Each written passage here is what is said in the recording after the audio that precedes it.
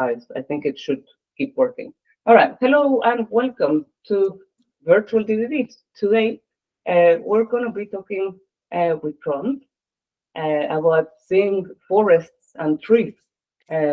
Which should be very, very nice. And so, how are you, Trond? Are you ready to talk about this? How are you feeling about this subject? This has been a deep rabbit hole for me for quite some time. Way before COVID. But I mean, COVID hit at the time in my life where I actually then had the time to dig even deeper. So I spent a lot of time with system thinking. So what are we getting into today is sort of just on seeing a bigger spectrum of the whole thing, not just one single practice, but see wider, because there's a lot to it. Yeah, awesome. Oh, hello, Jessica. How are you? Familiar face. Yes, it's nice. I think the good thing about this time is that now we can have people from US West and a cat. Oh, that's awesome. A dog. No, it's a cat. It moved like a cat.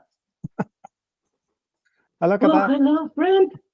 That's the best guests. Yeah, wonderful. Now, actually, Jessica, when I see you, I kept to think of the brick of a book we were supposed to read. I don't know if you got through it yet. The Critical System Thinking book by Jackson. Yeah, the Michael Jackson one. Yeah. Yeah, I did read all of that except for there was a big fat chapter at the end that was just on his stuff. Yeah, I'm reading that at the moment, so I'm trying to get through it. Oh, really interesting. But actually, there is a few things that actually may have come into this talk, because there were some deep insights also there. But I as I said, we discussed earlier on a different podcast that we wish we got that book a few years earlier. We could have saved a lot of time. There's a lot in it. So that's a recommendation up front, people. Critical System Thinking by Mike Jackson. Has the worst cover. Yeah, it has the worst cover and a lot of pages. Yeah. 600, 700 pages, I think. So there's a bit. Yep. Chunky. Yeah. Awesome. Okay. Well, do you wanna kick it off? Sure. Front. So I'm not gonna do a formal introduction or anything like that. We're just gonna roll with it. Feel free to start sharing, and then if people want to ask questions as we go, please feel free to either actually just interrupt, since we're only a handful of us, exactly, or write in the chat, and I can proxy it. So yeah, super. Yeah, because I probably won't see you when I go through it, so please do jump in. And I know, as I said to Andrea earlier, I rather that we do these questions and comments and inputs during the talk, and then if it runs over time, well, that be it. We had a fun time doing it, definitely. So let's share. So it's not just me talking to myself all along here, but I'll try to share her at least. So I need to allow things here, of course.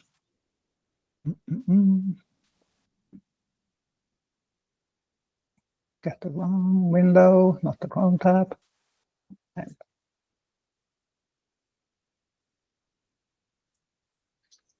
You can assume you can see the promotional slide. I'm going to skip that quickly. Yep. Yep. Yeah, that's my my whole method. These days, Capra as a consultancy in Norway, because that's where I'm based at. Calling in from Oslo now.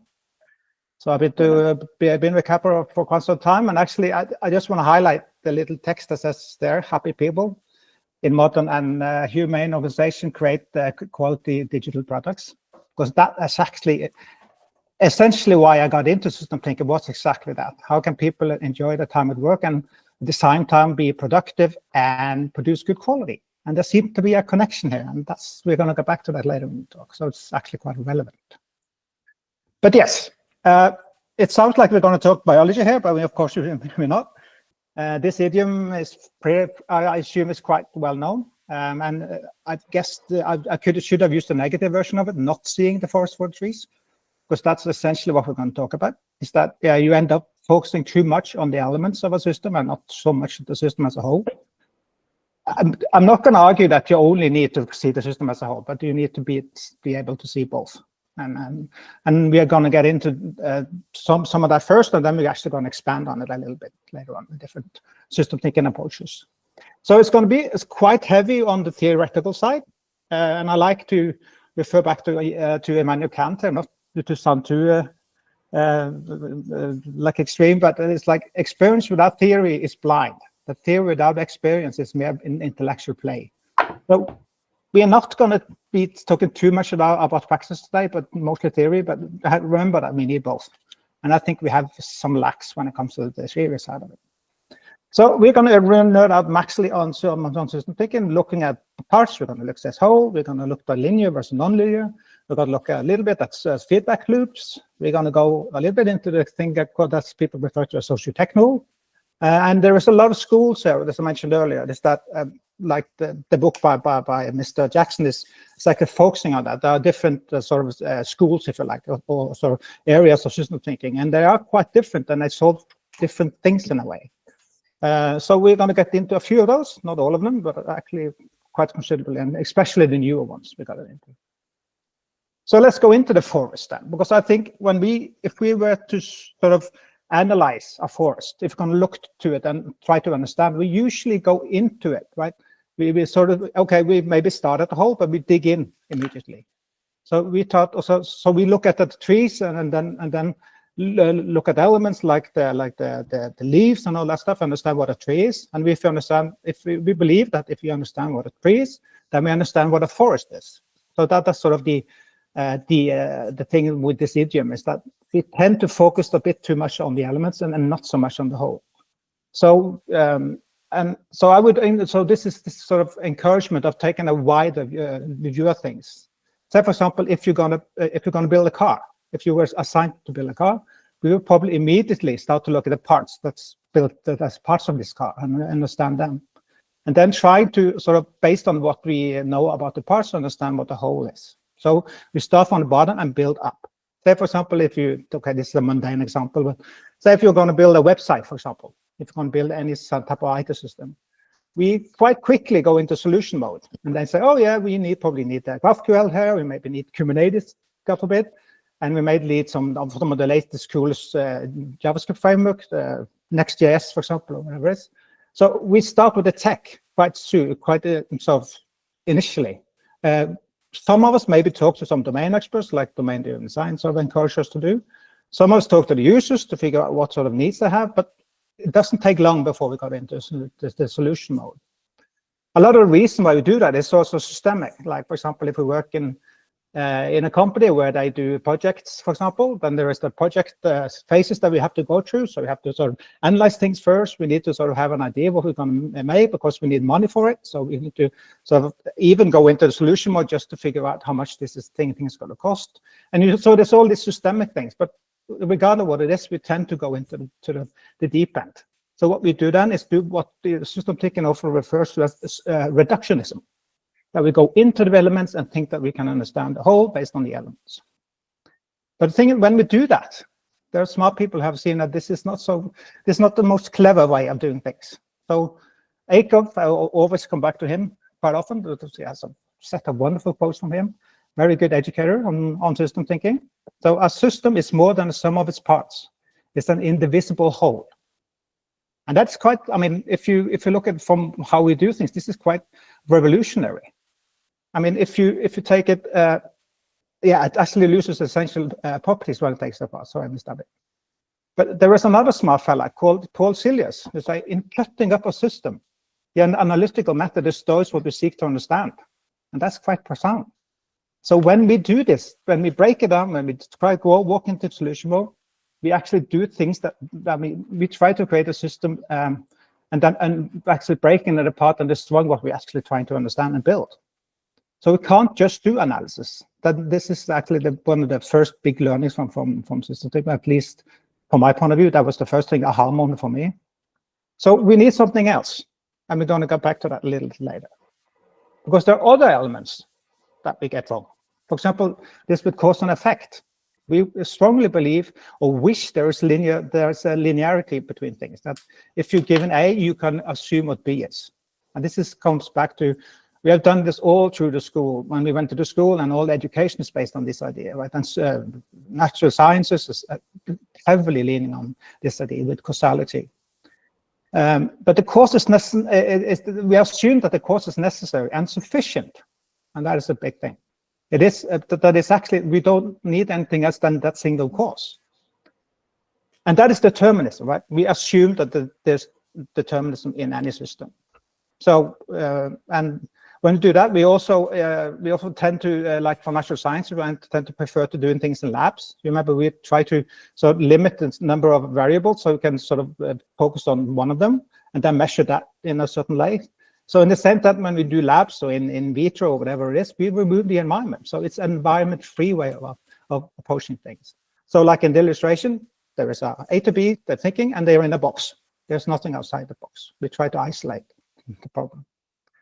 So we have been doing this for quite a while. And this is often referred to as mechanical machine age thinking, a mechanical way of looking at things. And you might imagine, oh, well, we have sort of improved, haven't we? We just in the 2025, of course, we don't do this anymore, do we? Well, I think we do a lot. And it's actually referred to what I said earlier. It's no wonder, because we have been doing this for ages. I mean, Newtonian thinking has been sort of the pinnacle of science. And when you go to school, this is the thing you are being taught all along. So you're sort of almost like brainwashed into thinking that this is how things are. There is analytic thinking, there is cause and effect, and there's no environment. Those three things, and we're good. We can isolate and do science in a good way. So there's reductionism and determinism, and there's analysis and no environment. These are sort of the big ontological issues that I see. We need to get away from that. And this is what system thinking can help us do. But I have sort of done a few presentations before, even on quite recently on system thinking, when I look back at these things, and I said, yeah, I was kind of naive. I thought this was the way things were done, and all these things. But so I'm going to actually go back a few years and pull back a couple of slides I've done in different talks and say that, maybe it wasn't as obvious as I thought it was back then. So system thinking has changed my way of looking at the world quite considerably. For example, doing this. This was a talk I did at, I don't know where I did it, but it was on capabilities, and the assumption that a capability can be sort of how you can orient your teams around that capability. So you lock them down into one capability or one domain if you use the domain-driven design and all that. But what are we actually doing here? We are reducing the system into its parts, and we are focused on the parts. And we assume we can have a design on that parts. And we assume that the teams can have like light to no interactions between themselves. We want to have almost isolate them completely and say that we don't want the team to interact too much, because that would reduce efficiency, and that would reduce and create that cognitive load, which is a term we used a lot today. And I think it was enough us to refer to this as we try to put teams in terrariums, right? We want to isolate them. And if you look at what I said earlier about really removing the environment and making linearity and analytics, we still do this all the time. And I find myself doing it myself. And here's an explicit example from actually the talk on capability mapping. So say that you can imagine you have a company and you break it into these business capabilities, this enterprise. There's corporate management, there's product development, delivery. And for example, if you dig into one of them, like market development, there are new set of capabilities. So from a business perspective, this makes sense, right? And because it feels good to break things up, and it's sort of linearity, and there's a nested hierarchy, and everything is in order, and you think, right? So functional departments. But the thing is, for example, say if you have a problem with revenue analysis, do you think that it is purely a revenue analysis problem? Most likely not. It's probably a problem that seeps to the system even below it and above it. So in other things that are the same, so maybe the market analysis was wrong, for example. So it's very rarely or probably never a revenue analysis problem, if you look at it. If you take a wider view, you can see it's probably be caused by many things and outside the domain of a revenue analysis that we said here. Also an example from, sorry, yes? Yeah, on that topic of breaking teams down and it's never perfect. Yeah, this one? Whoops, sorry. Yeah, this one or the next one, both. I mean, it's always reductionist if you think they're completely independent. Yeah. But we do want our systems to have parts, right? We do want our forests to have trees and not be a giant pile of leaves and sticks. Yeah. Exactly. We are going to get to this because this is the realization that I had that yes, this is not completely wrong, but it's not completely right either. So yes, there are things that we want from this, but let's get to them. Thank you for seeing that, Jessica. It's coming, I hope. So just another example from domain-driven design. This is from Vaughan Vernon's book. Again, we assume there's a set of domains, and we already identified these subdomains. So the problem domain has even already been reduced into the parts. And then we put a lot of things on top of it, like in domain-driven design, we say bounded context. So we design things on top of it. So again, we're doing reductionism to sort of make the world fit into our mental model, so to speak. And we do the same thing with like we do projects, as I mentioned earlier, when you do have to do these phases, that you have to do requirements, design, implementation, verification, and maintenance. So again, determinism, positivism, Newtonian thinking, and Cartesian thinking. We think there is a cause and effect. And for example, well, when it comes to public, of course, we have done the agile for a bit now, and of course, we do everything differently now, don't we? Oh, well, we do Scrum, for example. Most people. Sorry? I don't know that we all do agile or No, Scrum, no. or I think it's like just a weird mix. Yeah, I know. Or mini waterfalls that are not so many. Yeah, I actually had that on my, not on the slide, but I know it's yes. Like for example, Scrum here, it's basically mini waterfalls. Yes, we get a tighter feedback loop, but we still think there is a cause and effect, that we have a set of things that we put in, and it's going to be finished at the end. And people feel bad if they're not finished what they planned to begin with. So it's sort of ingrained in us to believe that this is how the world should be. And if we don't make it like that, we feel like there's a failure somewhere. We just have to do it better next time. Another good example is the 5 whys. For those of you who have been in that situation that you suggested, okay, let's do the 5 whys to find what the root cause is. Again, root cause doesn't make sense, and really, does it? Unless it's a really ordered system. And why would there be 5 ways to get to the 5 steps to get to that root cause? It's sure it's a heuristic and it can help us, but we still treat everything that we see around us as machine parts. And we often do that with people as well. In a hierarchy, in a bureaucracy, we think that we can control people, we control teams, we can do all this stuff. We try to change it to empowerment, but are we really, what are we doing then? Yeah, we are giving them some leeway, but the power is given by somebody that is in position. So still, there is a reductionist way of thinking there still. So my sort of learning curve has been that we need to get out of that machine thinking completely. I know there is some to it, but it's not sufficient. It's necessary, but it's not sufficient. So I think we need to remove, not remove, but we need to renew the way we look at the world around us. So we need to sort of peek out of that terrarium that I now mentioned. And what are the additional ways? And yes, this is why system thinking is useful. Just a little on that drawing, you've probably seen it, and you see that outside that peak, there is still mechanistic thinking. So we have done this way back. Believing that the world is basically like a machine is something we have done for ages. So let's jump into system thinking now. We're going to go easy to begin with. So this is sort of the classic definition of what a system is often used. This is the mechanical system, because it's still a system, even though it's mechanical. And they still have parts and there is holes to it. So let's say, let's do a little some quick and dirty definition of what a system is. So a system is, of course, a whole that has parts. As I mentioned, Jessica, yes, we do want parts, and any system has parts. That's based on the decision. So I think also for sake of so use these 3 definitions, the 3 conditions that defines a system. The behavior of each element affects the behavior of the whole. So if you turn one of the wheels here, it's going to affect everybody else and the whole. And no parts has an independent effect on the system. They're interdependent. So that's another thing. Every part is independent with it and another part, and probably also every part. And this brings me to the 3rd one, because independent subgroups of elements cannot be formed. So you can't move these things around, even mentally, or like logically said, oh, this one cog is related to the other cog, and if we look at them together, then we get an isolated system. No, we don't. There's no way to isolate things. You can't create subgroups that are independent. So given this the system has and of course, then the system as a whole then have properties that none of the part has, and so do the parts, right? The parts has elements that the system as a whole do not have.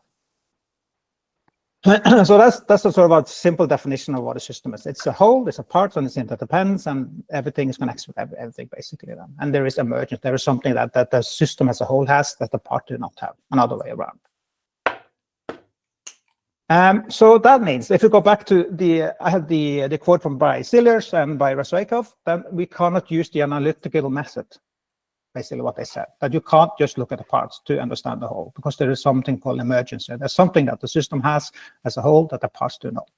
So how can we then understand the system? Well, this is where synthesis comes in, which is pretty much the complete opposite of what analytical thinking is.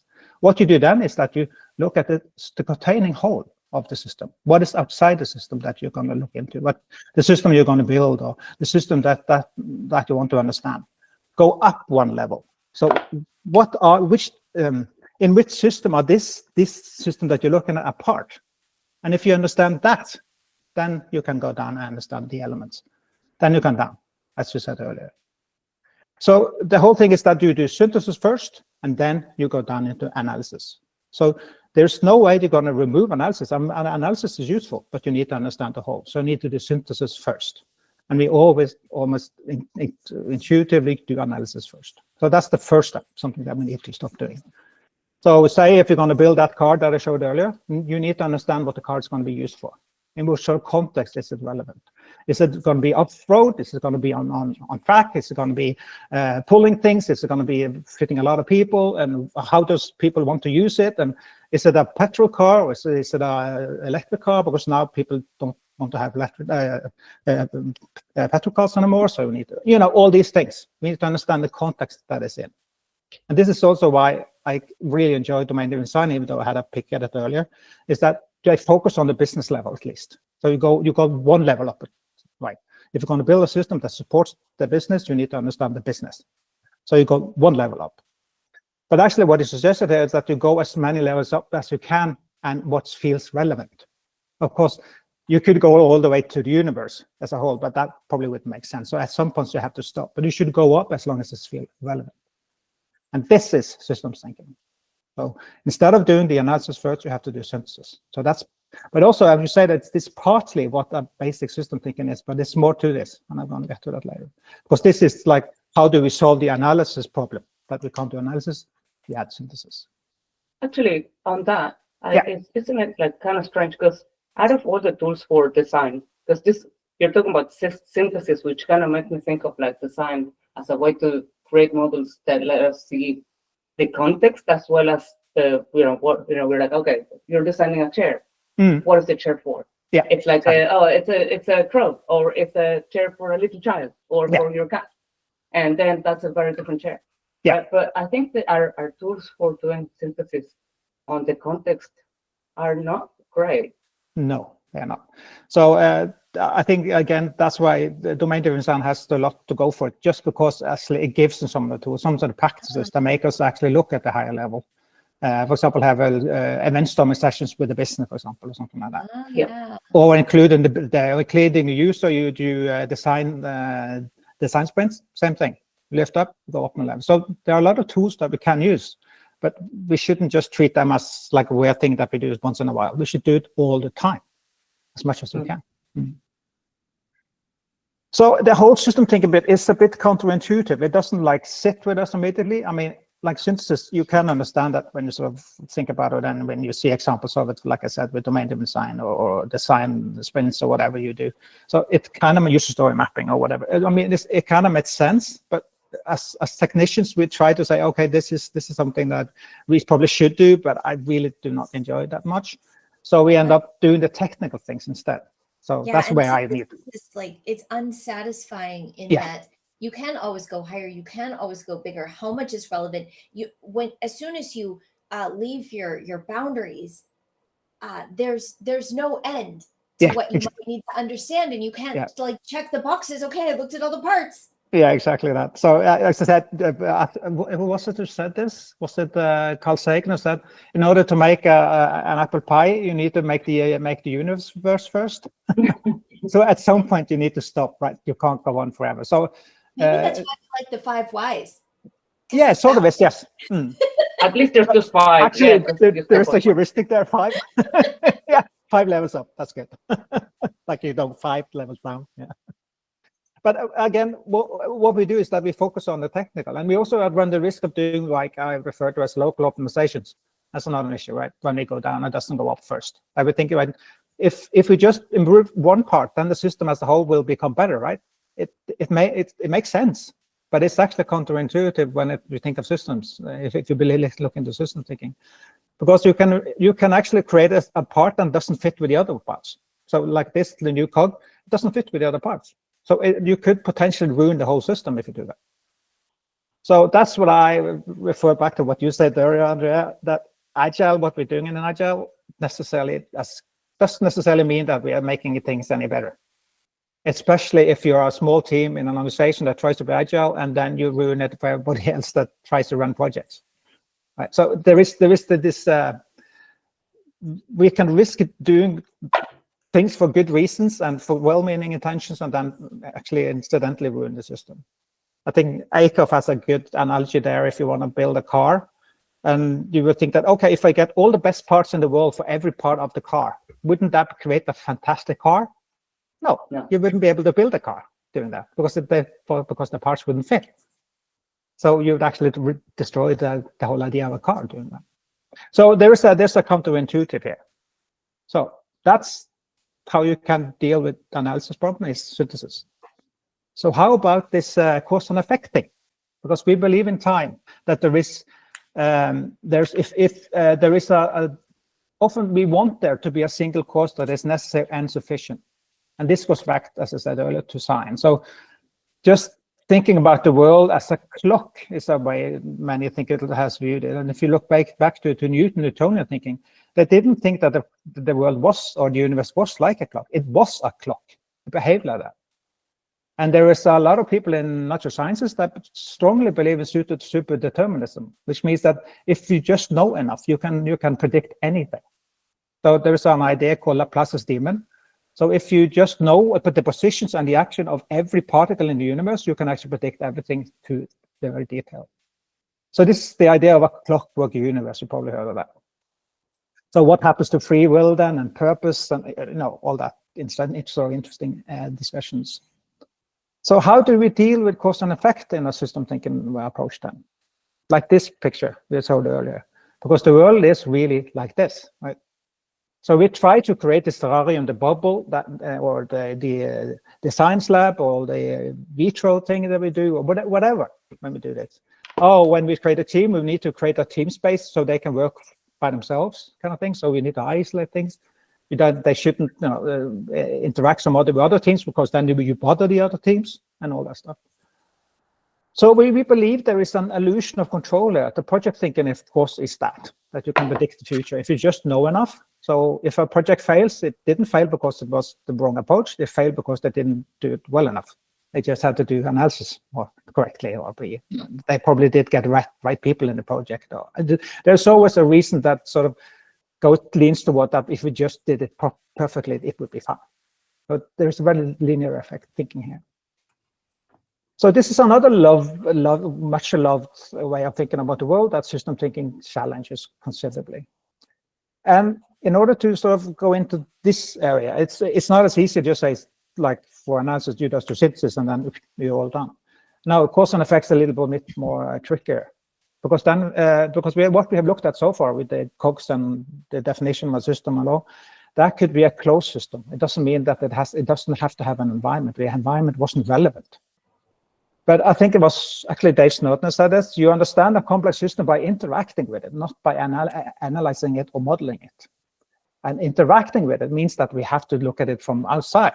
There is an environment to a system. So if you look at the forest here again, the forest has an environment. So even though if you say that okay, we understand the trees, but we also looked at the whole forest, but do we understand what a forest is if we don't understand the environment? Well, That's the thing we're going to look in. So we're going to look into open systems now. So we're going to get rid of the closeness of it. Again, a good quote by Ekafer. Nothing can be understood without understanding the environment. And he said in a talk, I believe I heard on YouTube, he said that science has been cheating. He said basically, science has been based on the idea that you can isolate things. You do it in the lab, or all the laws of science have a lot of constraints to them if they're going to work. The simple thing like free-falling bodies. I mean, the only place they can show that this work is on the moon because there's no no air, right? So we create the artificial system where the laws actually work, but it doesn't work in generally when there is an environment. And a lot of smart people had looked into this. There's a guy that I think it was actually one of the Aker's teacher who had an idea that there was multiple causes on things. So he coined something called producer product, that there are many causes for any effect. And there's something called directed correlation from cybernetics, for example, by Gerd Sommerhoff, which is another way of looking at this.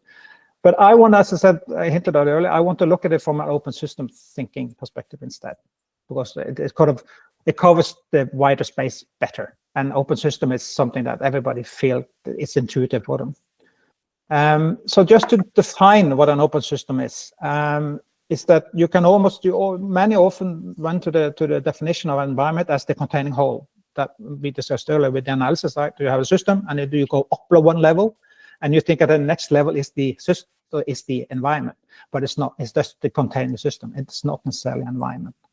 So if you use this definition by Andres Aguial, which is a psychologist, he said that the biosphere includes both the individual and the environment, not as interacting parts, not as constituents which have independent existence, but as an aspect of a single reality which cannot be separated, can be separated only by abstraction. And this is what we do in science. We abstract away the environment. Right? So the environment and the system are actually combined. You can't take them apart. And if you do, you abstract. You sort of reduce the system or the environment to something that it is not. So we do actually the same error that Hicke was talking about when we break down system. We break down what we actually try to understand. So this is a thing. And in order to get this, why this is so important, I actually want to go into philosophy a little bit. So now we're going to go theory galore. So we're not only going to look at philosophy, we are also going to look at in a meta-philosophical aspects of it. So how could philosophy help us to understand how system works and how different system ways of looking at things, where they fit in? How does it fit in with how we look at the world, for example? So I think this is, at least for me, this was a better way of understanding how radical system thinking actually is. So it's a way more than just a whole and some parts. That's the basics. We're going to get into more of the deep end now. So we're going to look at something called the world hypothesis. It was something that a guy called Stephen Pepper defined. So he looked at the world as, or looked at the history of philosophy and identified there was different ways people looked at the world that defines of the different eras of philosophy. So he referred to something called a root metaphor. So whenever we look at something, when we try to understand something, we use, so we have a precognition of how things work, and I think we can compare it to something that we already know of. So this is what the root metaphor is. We're going to go through 4 of them, which is the 4 that he identified in his book from 1942. So, and it's going to make more sense what this root metaphor is when we have examples. So, but bear with me. So the first one he identified was formism, and the root metaphor there is similarity.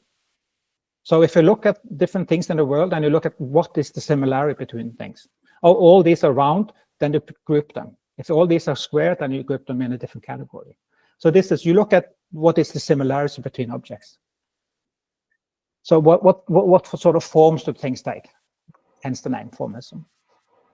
So for example, if you have an orange, it's round, it's orange, then you can group it together with a basketball because it's round. So all basketballs are all round and it's orange. So okay, fine. Then there is some similarity here. But then suddenly you discover there's an orange ball that is not round. So it doesn't fit into your mental model anymore. So you need to rethink the whole modeling idea. Or say if you have a tiger, well, a tiger is very similar to a tabby cat visually, But they're very different, like for other reasons. But you think, okay, there are similarities. We can put them in the sort of same categories. There are cat animals with stripes. Or, for example, if you have a horse and a zebra, they look the same. It's just the stripes that differs. Other than that, they look pretty much identical. Would you ride one, but you can't ride the other? There's a reason for that, right? So this is how we categorize things. And the problem I see often is that we do that with people as well. We segment people, be it developers, be it business people, be it old people, young people, races, or whatever. When you sell things, so you have to segment the different sales, the different people that you want to sell to, or the different people that you want in your team. You want a Java developer, you want the UX people, and so you categorize. So you become a resource quickly when you do this type of thinking. And I assume this way of looking at the world is quite familiar to anyone doing domain design. But again, you want to categorize things. When you do data modeling, the same thing.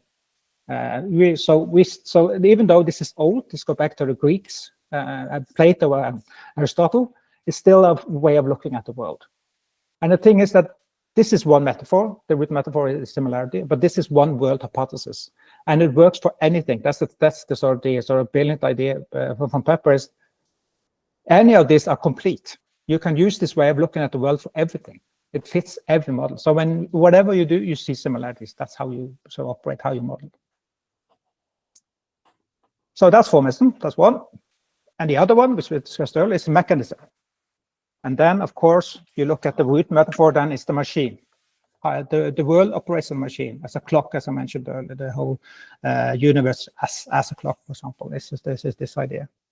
So how do things cause other things? So this is a root, the cause and effect again, and reductionism and all that stuff. And this is, of course, the classic billiard example here is that there is a single cause, and so that there's both necessary and sufficient for the ball to roll. Right, there is a strike of the cue. There is this mechanics thinking that I mentioned earlier, like you're looking at system as the machine parts. Or the whole set of science is basically this. This is how science operates with reductionism, determinism, and all that goodness. And of course, the whole thing thinking around waterfall and cause and effect, and root cause analysis and all that stuff. So most of software engineering is based on this way of thinking, and science, of course, but also, I guess, to a certain extent, also DDD, since we're here and we are the virtual DDD. But the DDD has some exceptions, and we're going to come back to that later. But like we saw, the formalism is part of DDD, mechanical thinking is part of DDD. So what are the other ones? Let's get to those. Because there are two more root metaphors or word hypothesis. The next one, which you probably heard of, is organicism. If that you look at the world as an organism. The root metaphor then, of course, is the organism, but what it actually means is that we look at how things integrate with each other. So this is where the system thing is that the system is not the sum of its parts, it's the product of the interaction, for example. That's also another quote by Razakov. So this is where he operates then, when he looks at the world. So how do things fit in a totality then in this model? So a body is, of course, an obvious one. So there is parts and there is wholes, and the whole is the body, and the parts are the hearts, the lungs, and everything else. And also evolution is part of this way of thinking, how things evolve over time. So there is some time elements there, that it goes from growing, and it sort of adapts to a system, to an environment, it sort of reproduces. The autopoiesis thing comes from here. So we recognize a lot of system thinking terms in this way of looking at the world. And of course, cause and effect, feedback loops is also part of this, like a system dynamics, at least the modern version of system dynamics. Some of the system dynamics probably was more in the mechanical way of thinking. You think you can model everything. But generally, a lot of the modern or most of system thinking would probably be squarely faced in this organism way of looking at the world, at least early system thinking. So that organism, and then there is a fourth one. And of course, that's very different from the other. And this is how things get a little bit more complicated, or even complex, because this is where the complexity or complex theory sort of comes in, but it's not, they don't use those terms yet, but because it comes from a different tradition. But this is basically what one recognizes as complexity. And it's called contextualism in this way in Pepper's categorization. So contextualism is a bit trickier. The root metaphor is a bit weirder. I mean, from the two on the left-hand side, like the formalism and the mechanism, is quite obvious. It gets a little bit weird with organism, especially if you sort of consider how important integration is. But this is even weirder, because what is the root metaphor here is events, and especially historical event. What has formed the system? What made it the way it is now? And then what is this event, and what is it in any context? So contextualism by its name is of course focused heavily on context and the events that made it. So basically, if you look at history, all that's formed everything. You need sort of the contextual-wise way of understanding history. I think very few historical would look at it as a mechanical way. Everything is contextual, and it's a person growing up here is not the same as a person growing up there, for example, and stuff like that. Everything affects everything. And your diary, for example, if you just your personal history, if you're going to go back and look at that, you probably have to lean towards contextualism in order to understand that. Because one person's experience with this situation is not the same as another person's experience with that exact situation. So everything is contextual. And this is where I believe domain-driven science also tries to move into, is that you say that, because we talk about context all the time, like the idea of a bounded context about domains, and any model is contextual to sort of its own space. So we try to at least move into this contextual idea. I feel we lack some of the history aspects of contextualism, but at least we see that things are contextual, that the same entity can have different meanings in different contexts. At least we're moving a little bit into contextualism doing that. So here's the four. But there is some distinct differences between these, and I think you maybe have understood some of it already. So if you look at the things on the left there are analytical in nature. Is that's when you assume that you can go down and understand the parts. The mechanism thing that we showed earlier is definitely like square into this analytical space, and so is formalism. Like we think we can reduce elements into these parts. While the things, so the parts are basic, but the whole is derived from the parts. That's the thing on the left-hand side. So what's on the other side? You might have guessed there's what the synthetic thinking is.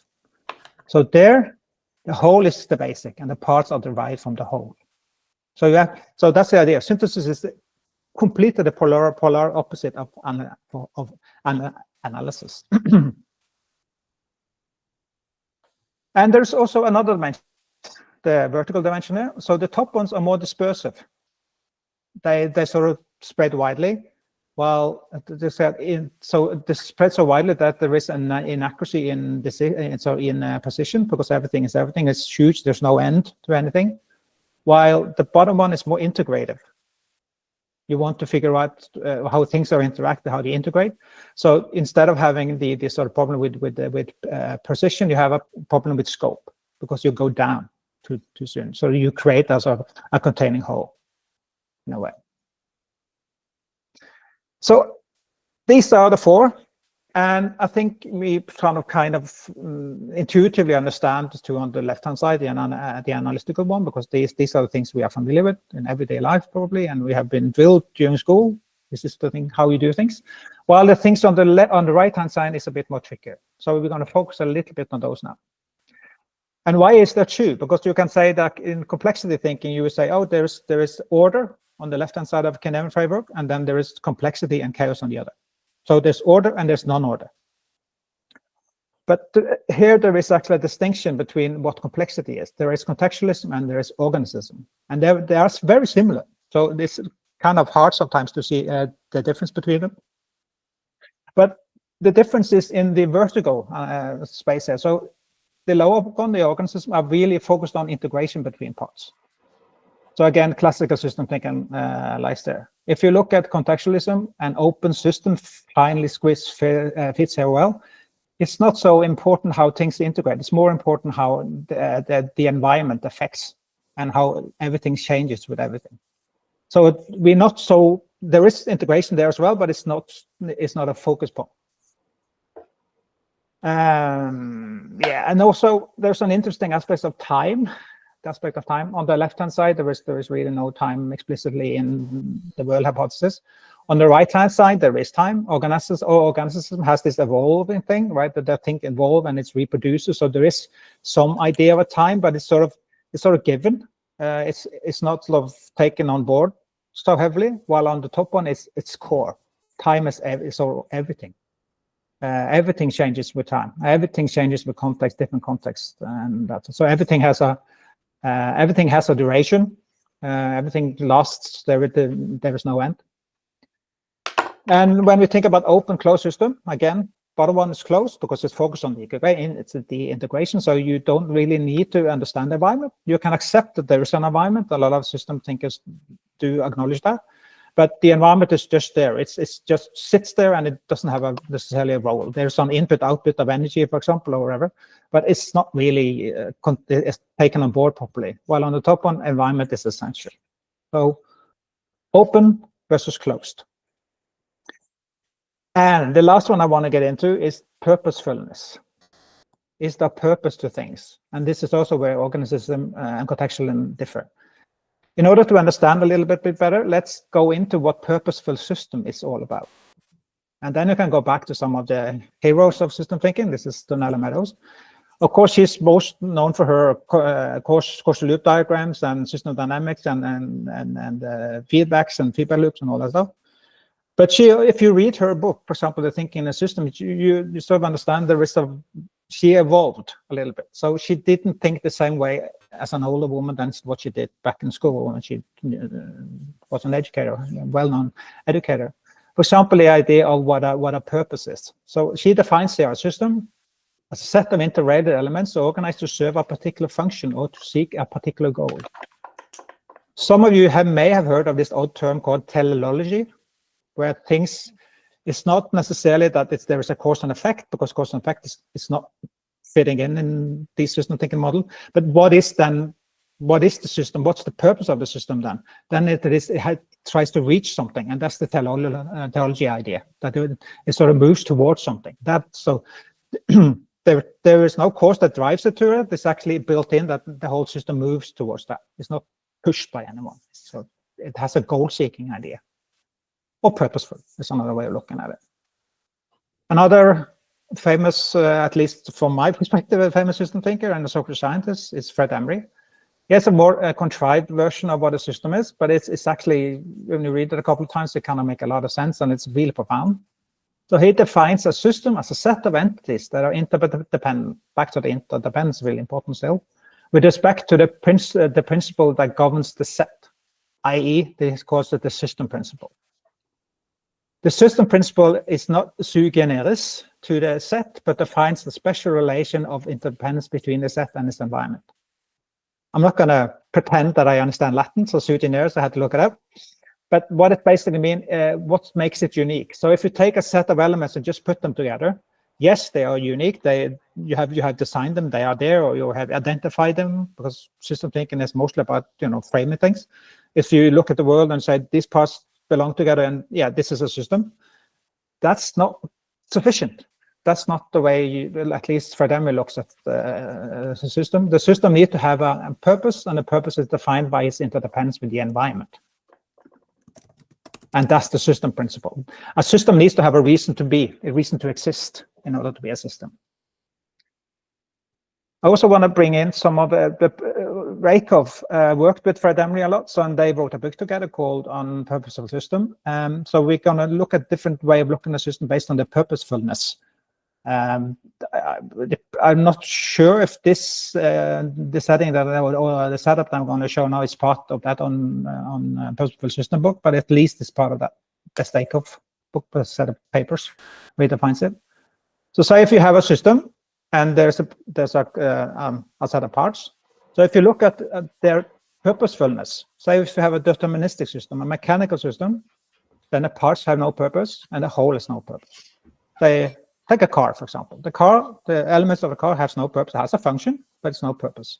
And so do also the car in itself does not have a purpose. It's a function, it's a tool for us. So for us, it has there is a purpose to it, but on its own, it doesn't really have a purpose. So that's why you say the whole is not purposeful. And then he saw that, okay, there's another type of system called animated system, like for example us or animal or whatever. Again, parts have no purpose. Your heart doesn't really have a purpose, neither do your lung. It has a function, but not a purpose. But you probably have a purpose in life. There's something that you want to bring to things when you create or whatever you do. So again, parts, no purpose, whole actually do have a purpose. And then you look at social system. This is where I sort of ended up spending a lot of time, is on the social systems. Because the social system, there, the parts also have a purpose, and so do the whole. For example, your team, when you're working on a team, you as a person there have a purpose in life. There's something that you want out of work. There's something that you want out of life. But so do the team. They are put together for a reason.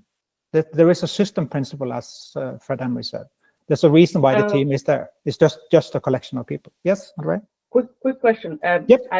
I get the feeling that you might want to maybe define the difference between purpose and function. Oh yeah. I don't understand the distinction. Good point. Very good point. Thank you. Now, a purpose is that there's a desire to get somewhere, right? There is an inherent. I try to explain it with the term teleology, but it is still a tricky term. So, say if you have a team, you want to build the most perfect sign-up app for a conference. There's a goal and there's a purpose. There's something that binds you together. There's something that you want to do. While a function is something that you give something.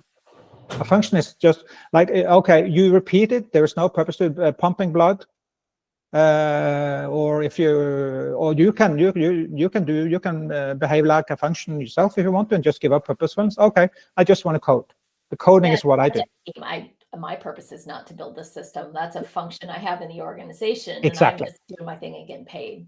Yeah, exactly. So if you have that kind of approach to things, then you're doing a function. You don't necessarily have a purpose to it. So I think there is a lot of teams that recognize this, that a lot of people there in a team, for example, they don't really understand the purpose of the team, or the team has not been given a purpose often. They just said, okay, you're a pool of resources that we want you to code. What you're given. Can you give a team a purpose, or can you only give it a function? Yeah, exactly. This function is from outside, right? And purpose it is, and this is not to go too long in that direction, because then you're going to ruin my ending. But there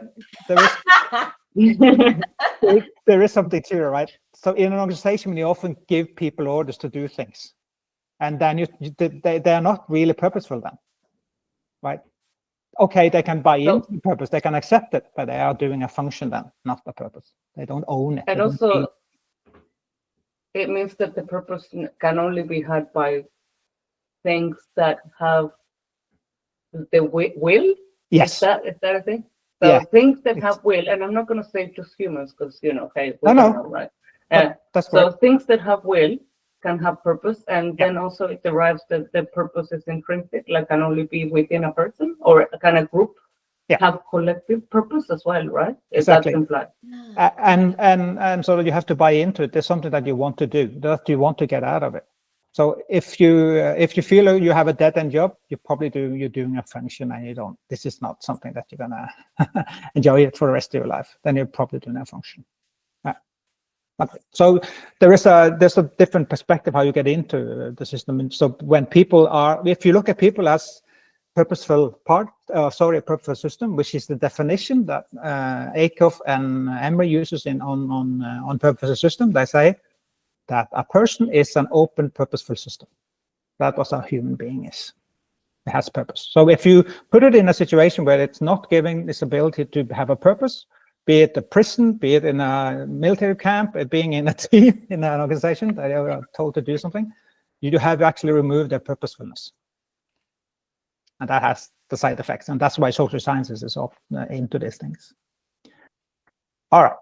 There's also another level called ecological system. I'm not going to get into that, but that's where the parts have a purpose, but the whole doesn't necessarily have a purpose. Like humankind doesn't necessarily have a purpose. It probably hasn't, or at least we haven't yet figured that out. So if you go back to this mundane illustration that I started the whole thing with, is that if you believe this to be a system and you throw in some people into it, then you just made a complicated system a complex one, because people are purposeful. And when you put purposeful people into our system, you can either choose them to force them to work in a system as the system was designed, or you can open them and let them be join it as with you can align with their purposes, if you know what I mean. So you put them into a team, for example, they are put in a team. There you go. You're thinking in reductionist thinking again. If you ask people to solve a problem, then they can join it. Then they bring their purposefulness to the context. So in the sense, instead of looking at a closed system, look at it as open. But people are affected by everything around them, including their purposefulness. They should be able to align themselves to the purpose of the organization, for example.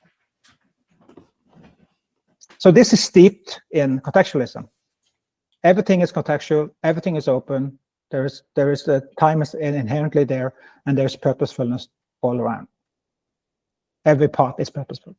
So this is basically an open system, or at least Fred Emery, he was a system thinker. So his idea of a system was open. It was open. So he defined what is called, or is often referred to as Emery's open system theory. And we're going to quickly go through what that actually is. And when you see it, it kind of feels obvious, but this is where the counterintuitiveness comes in again. So that's why I went into open system. I think open system is something that people can understand, while product producer or director correlation is really tricky to understand, but open systems are intuitive. For example, if you have a system, open system, then it has an environment. We discussed this earlier. You can't take the environment away, because if you do that, then you have closed off the system. That's what natural sciences does. And they are mutually determinative. So what happens in the environment will also affect the system, and the other way around. Whatever happens in the system will affect the environment. There's no way around it. So the environment changes the system, and the system changes the environment. Virtually determinative. But the environment can also be split up into different things. So there can be an enclosed the environment close to the system, and it can be, like they often refer to as, at least in open system theory, as the task environment, which is the environment that affects you closely. It's like, for example, if the open system was a company, then maybe the task environment would be the industry, for example, that you're in. Or if the open system is a team, then the task environment would be all the teams or all the people or your peers at work. That would be so closest, or even the customers if you go wider. So when you go wider, we go into the global environment. So this is where the open system, you never close it up. It goes on and on and on forever. So that's why it is contextual, is dispersive. So what happens in a global environment will also affect the system, the open system.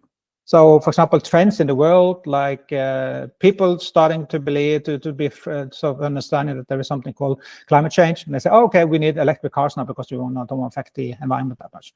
That is a global change that will affect and has affected people heavily in whatever system they are sort of part of. AI is probably another one, but it's more of a technical driver, but still it happens on a global scale. And also within the system, then there are parts that are the people working there, and they need to integrate the same way with their environment, which is the team that they are part of. But they're also affected by everything that happens outside. So if you have a bad day, stood up on the wrong foot, as we say in Norway, is that then you come to work a little bit grumpy, and that will affect the team. And then everything that would affect how the work is done. It could potentially affect the product, right? So everything is connected with everything. There's nothing closes it off there in this way, I think. So this is basically how you can illustrate Fred Emery's open system theory. So I'm at probably roughly a time, so I'm going to try to round this off. I usually use this illustration just to show. I used it to illustrate how you can deal with complexity, but this is the same thing. So the contextualist environment, the way of thinking of open system, is a complex system. I think it was Cilius also said that any complex system is open. There's one-to-one. There's no distinction between the two. So open system and complexity theory sort of come at it the same thing from different sides. One comes from social sciences, and the other comes from more natural sciences with chaos theory and all that. So, but the idea is that there's complexity. So I often use this illustration when we went drafting with some people from work. I'm the guy with the yellow helmet there. And I was scared, sorry the term, shitless, because it looked so terribly. And it didn't get better when we were introduced to it. I said, if you fall out of the boat, do not put your legs down, because they're going to break off because of the rocks in the river. So I was literally scared shitless before going on board. But look, if you look at my face there, I was being like a young kid. I was so happy. It was so fun, and it was unpredictable, but we sort of found some control. Like we worked together to figure this out, and there's a Kubernetes there, the guy running the boat, the steerman. That's where Kubernetes come from, by the way.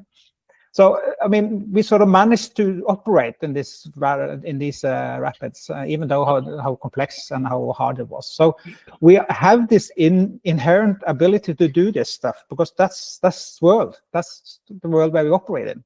There's no order. There's no cause and effect in the real world. There's no. We know that the analysis really doesn't work because of all the complexity. So this is what we're used to. So why should work be different? Why should we look at design differently? Why should we design IT system differently? I mean, why should we constrain it? Why do we always need to close it off the system? We should just learn how to apply and operate in an open system, and we do that inherently. We just need the tools to help us. Like I mentioned earlier, with the domain design have some great tools, for example, to get one level up. So if you look at this image again, yes, we have to accept that there are contexts and people see things differently. And a good way to sort of deal with complexity, this has as many perspectives with you as possible. Diversity is the ruling king in this world.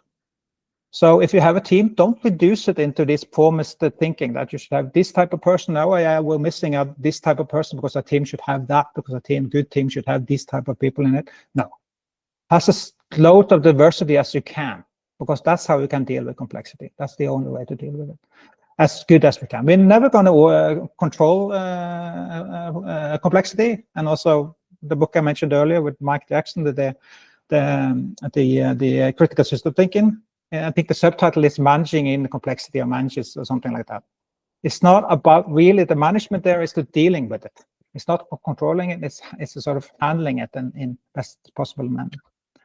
And there are loads of techniques that we can use. Domain-driven design, I love, for example, collaborative design interaction, so we can bring in as many perspectives as we can. Do an event storming, bringing in as many people. Don't limit in any way, and that's the idea behind event storming, is that you should have the whole system in the room, for example. So do it collaboratively and don't reduce things too soon. So what you're saying there makes me think a lot. It reminds me a lot of the book Against Method by Hjorteland. I'm not familiar with that. Oh, really? So basically it's a book that it came out in like the 70s, and it's about how basically the scientific method can be constraining. So actually it's along the lines of the philosophical kind of notes that you made from what's his name, Pepper. Yeah. So it might be worth a read. The thing that I'm left a little bit kind of like, I'd like to. There's it doesn't, even though anything goes, like the way I remember the book, it really is like anything goes. Yep. And he got into a lot of problems because the scientific community was like, well, it shouldn't be anything goes. Yeah. And it's like, well, actually you need to think that anything goes so that you can liberate yourself from the constraints of thinking in such a structured way. And obviously it was too anarchistic, and sometimes and people did strange things with it, as you would. But also this reminds me that it's kind of like we're going towards a trend of more decentralized and anarchistic type ways of dealing with our organizations and systems. As in, if you look at also the work by like Andrew Herman Lowe and the architecture advice process. Yeah. So it's like, I think that is a tool as well. Yes, it definitely is. It's a tool that aligns with this. So it's DDD, but also the fact that we need to be more considerate about how we're making our systems happen. Yeah. There's the people aspect of how we select teams. I think that I'd love to hear more of your take on that, because I know you studied this a lot. But I think we need better tools on the context too. So I wonder if you have other thoughts about this. Yeah, exactly. So actually, there are a couple of tools that comes out of open system theory, because it's open system theory is more about how you do things than the theory around it. The theory is just supporting the practices that you put on it. So there is at least two that I want to bring out. That is something called the Search Conference, where it's basically a collaborative strategic planning method. So instead of having sending an assignment to a management consultant company or just bring in some experts, outside expert, or if you have an expert internally, and let just them draw it up for you, and just assume that what they come up with is perfect and is predictable and the world is ordered and everything is going to happen as planned. You do it collaboratively. So everybody, you bring in as many people as you can into that search conference and get as many perspectives as you can. But that's the idea, to sort of get the width of the thing. Another is one called Participant Design Workshop. It's how you design teams. Again, it's variety, but that's mostly the idea is that everything is participative. Everybody should take a full part of it. There shouldn't be just someone designing the team, and it definitely should not be someone outside the team who should design how they do the work. They should do it themselves, i.e., that's why it's called participant design. So you design how you should do your work. Because you are closer to the method, you know how to do the work. But there are other techniques from other lines of system thinking. For example, VSM, the variable systems method or model from Stafford Bear from cybernetics. There's team in integrity, there is soft system methodology, there is DDD with a lot of cool stuff. So there are a lot of techniques, but just pick the techniques that support the theory, right?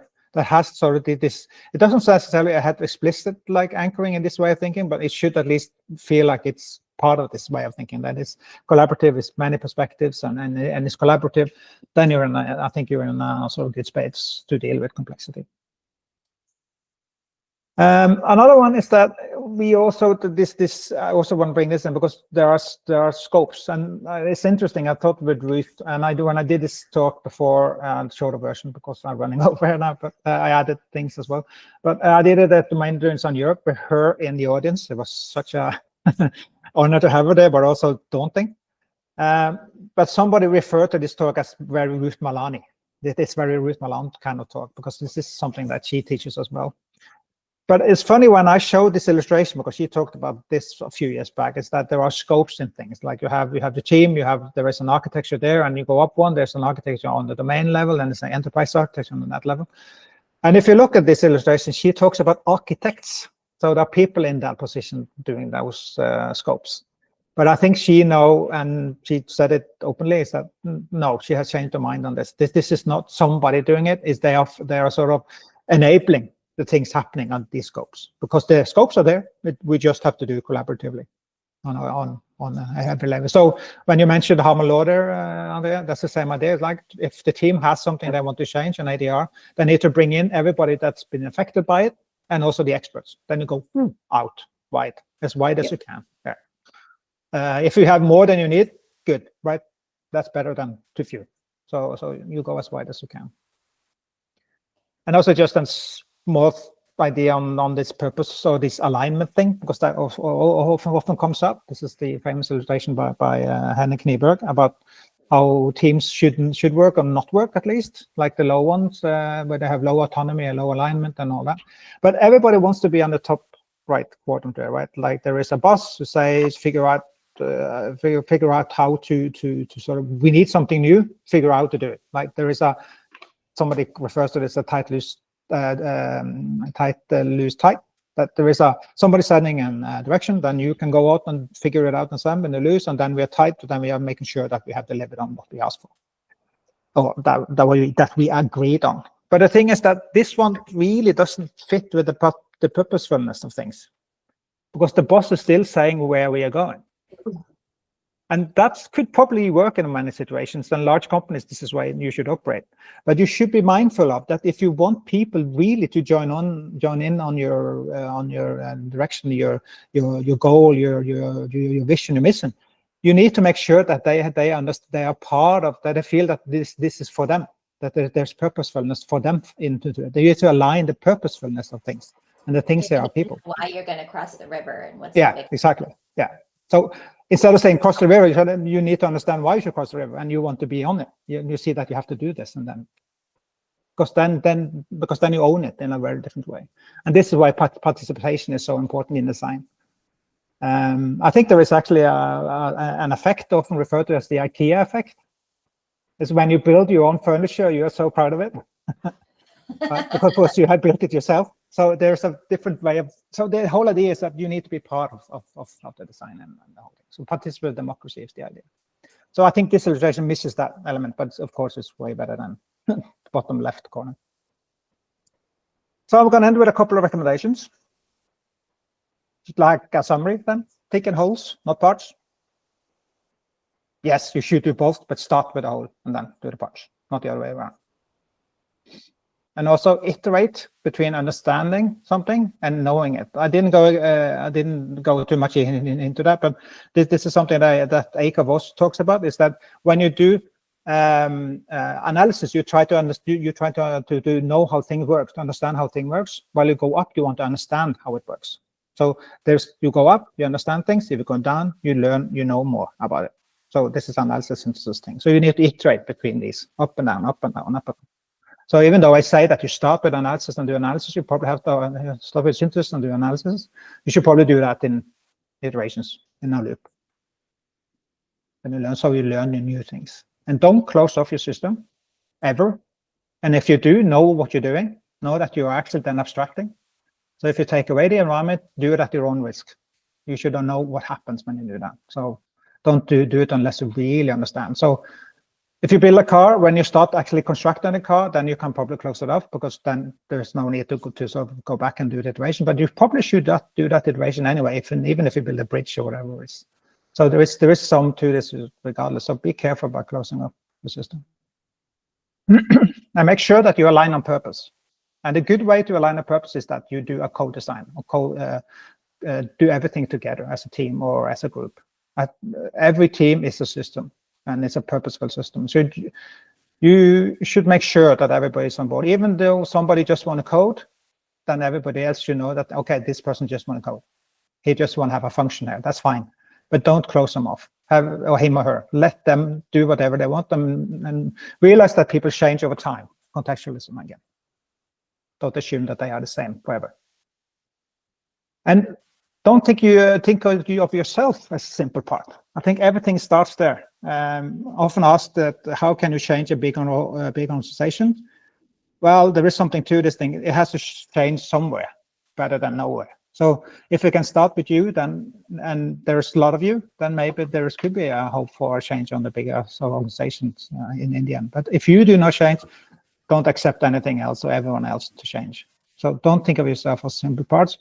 Think of yourself as a purpose system. You need to go to work because you feel that you contribute something.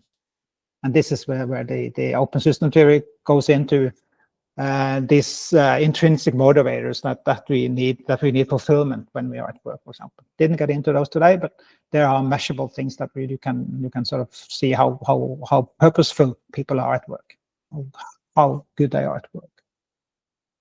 All right, I think that's the summary. Thank you for joining.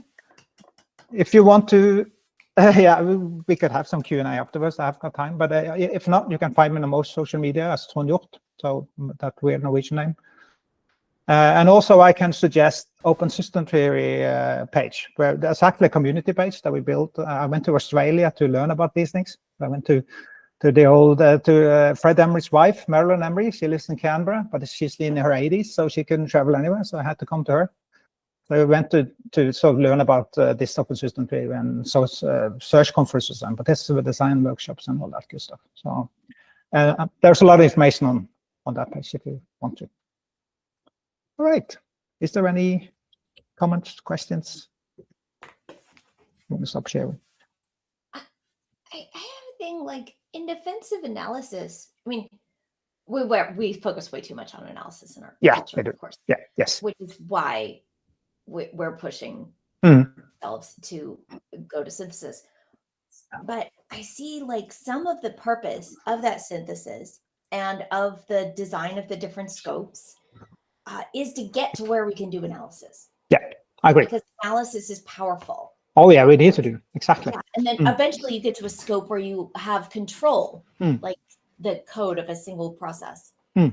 So sorry that I actually missed that bit. I don't know if I cut the slide or wherever, but the idea that you need to go up to understand things, and then you have to go down into knowing it. So knowledge lies in the analysis. You have to do the analysis. There is no replacing them. And this is something that some system thinkers, even unwillingly, or there was a misunderstanding by people heard and listening to the system thinkers, said, oh, it's all about holism, all about looking at the wholes. No, that's only half of it, if at best. You have to do the analysis too. Completely agree, Jessica. Don't miss that. Where is the basis for this abstractions, the understanding and the kind of learning? Because I feel like that seems a little bit like this paper on collaboration. But do you have a source for understanding comes first and then comes knowing? Yeah. So what is it? Or what's the source for this way of thinking? Oh, actually, this go back to Second World War, I think, when this whole system thinking sort of started to emerge. And it started to emerge because people saw that in order to sort of face the problems that they had during the war, they need to be interdisciplinary. They couldn't treat everything like a mathematical problem or like a physical problem or a biological problem or a psychological problem. So they got different people from different disciplines into the same room. And this is where the idea came, that, okay, we need to look at the bigger picture of things, and then we understand things, and then we can go down. So I think actually started with the earlier cybernetics and that type of thinking, in a way, at least. And so if the hierarchy is understanding and then knowing, what comes before understanding and what comes after knowing? After knowing comes more understanding. Yeah. Okay, that exactly. makes sense. You know what? I actually skipped that slide because I had to limit it somewhere. But let me bring that up. There is a suggestion from what is the Barnett and Haslett, who sort of wanted to show how we could do science, or how we should do science. So that is basically similar to what we try to achieve here. So if it's not even that you should always go upward to understand first. It's just that our current culture is so focused on downward and knowing. Yes, exactly. So that orientation, because for instance, like when you're trying to figure out, say, how CSS works, or the internet when it was new, or AI coding, AI now, you actually need to go downward and just play. Yeah. Before good example. you go outward and understand what you might do with it. Yeah. So really good, but again, then you will know that you have to do synthesis at some point. So at least you're not stuck in analysis or wrong and believing that's the only way to get them to understand things. But sure. So in this model, it looks like a polarity thing. So you have to do they call it a dialectic. When you start with, say you have a problem, there's some observable data, surprising fact. What is this? Why is it like that? And then you do, then you go into synthesis to look at how does this fit into anything else? Why is it like that? You use something that's often referred to as abductive reasoning, when you just look at all the information you can get, basically creating new. Formism there. Sorry. Is there some formism there? Yeah, there is some. Yes, exactly. So I mean, all these world hypotheses can be used in different concepts. I didn't get into that. I have a different talk on that goes in deeper into the world hypothesis. But as I said, they are complete, so you can use them anywhere you want. It's just how fitting they are in all these different contexts. So then you go into the looking at the parts again to understand more how they work, and then you go up again, and down again, up again, down again. So it's a dialectic between these two. So it's basically more like a polarity. That makes more sense. Yeah, because I was like, oh, you're seeing some picture, but what is it? And this is the picture. Sorry. When I asked that question, I was like, oh, you're seeing some picture in your head. Yeah. But I was like, okay, what is the picture? I'm missing the picture a bit. Exactly. So just in addition to this, because I don't know if you're familiar with something called action research. It's an idea from social sciences that instead of analyzing system from outside and sending questionnaires or whatever, you go into the system, you change it together with the people in the system, and then learn, because it's contextual. You can't generalize a complex system. So you go in, you do the action research on the system with the people in the system, and then maybe there is something like something you can generalize, but that's not the outset. You're going to fix the problem there and then. That's action research. There was a question. Yeah, someone shared the book. It's funny because it has a two review. It's called Dealing with Complexity: An Introduction to Theory and Application of System Science. Oh. I'm not sure. Do you know this book? No, I can't remember. I recognize the title now. So please share it in the chat. Yeah, it's here on the chat. Okay. That's what it says. Yeah, the chat just has the name. I can unmute. It's a new. Okay. Oh, Flood at the Flood worked together with Jackson, Mike Jackson. They had some work together, and I think they went on. I think Mike Jackson actually goes into a little bit in his gigantic book. So they go off in different directions, him and Flood. And Flood also worked with Marilyn Emery, so they all intermix somehow. Yeah, so that's probably a book I definitely want to read after I finish the complexity, the critical system thinking. Yeah, I think it's right. So the person that shared this book also said, right, you have some interesting books there. So Mike, if you could share your slides, and also if you have like a reading list, then we'll add it to the post. It's live on. This is live on YouTube now, so it's actually already there. But also we'll add it to the resources for I have to. I definitely have to share that book by Mike Jackson. Let's see here. Yeah, and well, I share the wiki page, and then you can actually have the terms at least. Absolutely. Am I sharing now? Not at the moment. You're not sharing. Oh, cool. I just locked my. There you go.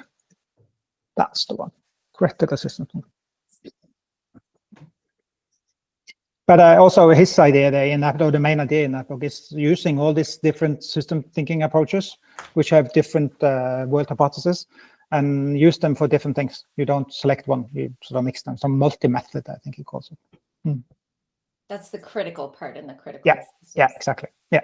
Like exactly. Critical means different things in different contexts. The systems approach reminds him of a lot of systems theory or actor network theory. From sociology. They also look at borders of systems and even self-observation.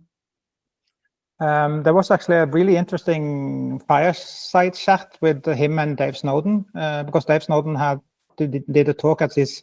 There is an annual event at Hull, because Mike Jackson comes from the Hull University in England. I don't remember what the event is called, but Dave Snowden did a talk, and then I have a fireside chat afterwards. And the thing is that Dave Snowden doesn't necessarily have this background in social sciences. So there's an interesting, Mike Jackson come from a social science perspective. So there's an interesting connection there between the two that they have. You would assume they agree on a lot of things, but they do not. It's kind of fun following their arguments on LinkedIn. If you follow one of them, you're probably going to see there are some arguments thrown around there, for example, between the two. Yeah. I always find that very interesting when I hear people that really care about complexity, but like in a very conscientious way, they remove the social aspect. And I'm always wondering why such. I mean, because for me, when anyone poses a question, you're like, well, I'll think about it. I mean, I might disagree with what I find out, or to go like, no, that doesn't resonate with me, or whatever. But at least I'll investigate it, not just kind of go like, right, this is the boundaries. I'm somewhat to deal with hosts, and then I'm going to remove this part of the host. Yeah, exactly. Very strange. Yeah, I'm confused by that. Yeah, I hope system thing at least had made me more open to things. I must admit that I have gone through a little bit of a world hypothesis change during my life, because I started heavily in the mechanism way of thinking, looking at the world. I've never been the formalism kind of guy, but I went to university, did natural sciences. I was steeped in the whole idea of creating isolated systems and understanding the parameters. And of course, you need to keep human beings out of the system because they break everything. All that thing. But then you look at the complexity and contextual sciences, then you realize, okay, there is something called postmodernism. You can't really understand anything. Kind of, that's not as bad as that, but you see everything is affected by everything, and every perspective is different, and there's everything is open. True. It's not exactly something we can work in. No, so that's the thing. We have to figure out how to deal with these things, and the smart people are still looking at this and trying to figure that out. But it's not a close deal as some people thought it was with Newton and all that. It's like we had solved science almost at some point, and then luckily Einstein came around and kicked up the dust again. But and chaos theory has changed a lot. And I thought it was interesting that you mentioned that any complex system is open, and people approach that both from math, like the chaos theory, and from the social sciences, and those are completely different. They are. And how often haven't you heard that the natural sciences is sort of telling social sciences off that they don't doing real science, right? This is just playing. They can't reproduce their findings. Limited, well, that's right. You said that. Yeah, real science falls under mechanism. Yeah, and natural sciences, they're all steeped in mechanical thinking. So I don't know if you remember that. There was this replication-ish problem in, I think it was psychology, or let's say, and all these things that we think we know from Kahneman and everyone else, it hasn't been able to reproduce it in new systems, so we can just throw it away. That's natural sciences doing social sciences, right? Right. Because right. because you assume there is one context, there's one way to do things, and you can replicate it. No, you can't. By design, by way of thinking with hypothesis, you can't replicate anything in social sciences, really. It has to be, it is highly contextual. Yeah, which doesn't mean it never applies. It means you have to decide when it applies. Yes, exactly. And you do an assumption when you do some heavy assumptions when you do. But natural sciences say that this is how we do it. Right? And even in math, they do that all the time. Like, I can see why your chaos theory people don't want to think about the social side because it's too messy. Yeah. Exactly. Because in math, they're still drawing those boundaries of when. It's just that they can draw them explicitly. Yeah.